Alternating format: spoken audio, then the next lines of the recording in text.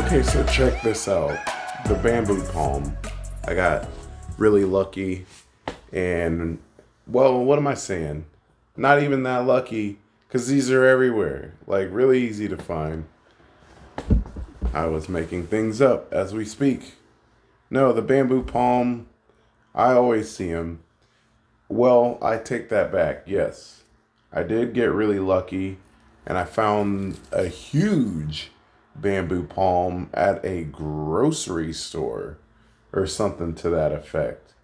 And I'll show you a picture of that one. I almost forgot about it. So scratch all that. Bamboo palms, they're pretty popular, but there are some things you definitely want to know. Like, did you know that they can take a low light? I always thought of palms being something that basks in full sun, strong, hot sunlight all day long, and a thirsty plant. But however, this bamboo palm, you can do it indoors in low to medium light. So, how about that? That's pretty exciting because once I found that out, there's a nice corner that I have that I want to put something tall in, and I think that would be the perfect plant for that space. So, yeah, pretty cool all around plant. This particular one I've had on my patio, I would say it's not getting morning sun, but it is getting evening sun, which are pretty strong rays.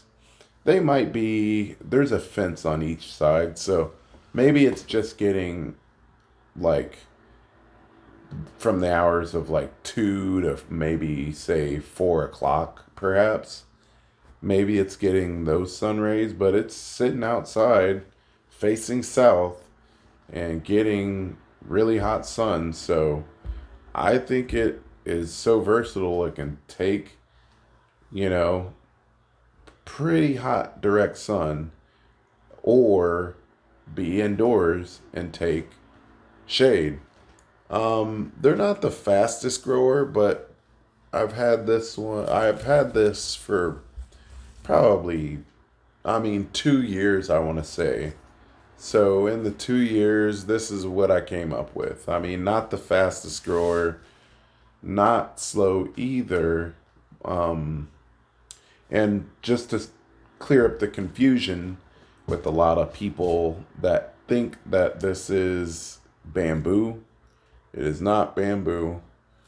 Bamboo is a grass. This is a palm. And this is not invasive, where a lot of bamboo is very invasive. So now that I've cleared that up, the next thing I want to clear up is just how much to water this thing. It really depends. So I I let this dry out about at least an inch, inch and a half between waterings. Um, so with that being said, if you're indoors and you're keeping it in shade, then you're generally not going to water a whole lot. So keep that in mind.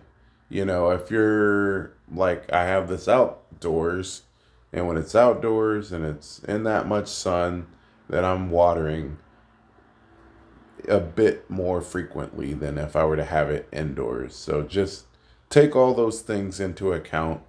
But, it's pretty low maintenance.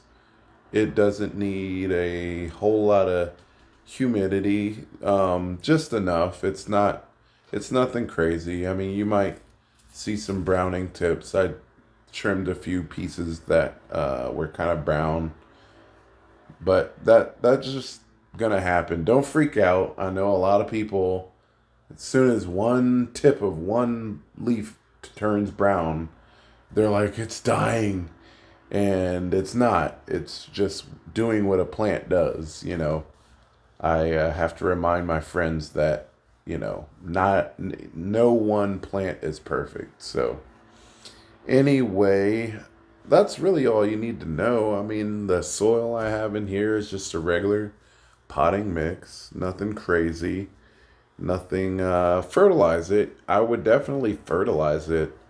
With I use granular fertilizer. I just give it a nice fertilizing with some slow release granules once in the springtime, once in the early summer, and you know, I could maybe do a half a dose here now that it's fall in the Midwest, but I wouldn't take that as too big of a priority. I mean, I can already start to see that some of my stuff is becoming dormant now that it's September, like late September. It's all starting to just kind of be like, all right, had a good year. It was a nice little run, and everything's ready to take a 3 month nap. So it's going good, and hopefully I can keep it that way. But anyway, thanks for watching. Thanks for subscribing and hitting that bell notification. And be on the lookout for my future videos. And we'll talk about what to do now that it's fall and bringing those plants in. That's coming up.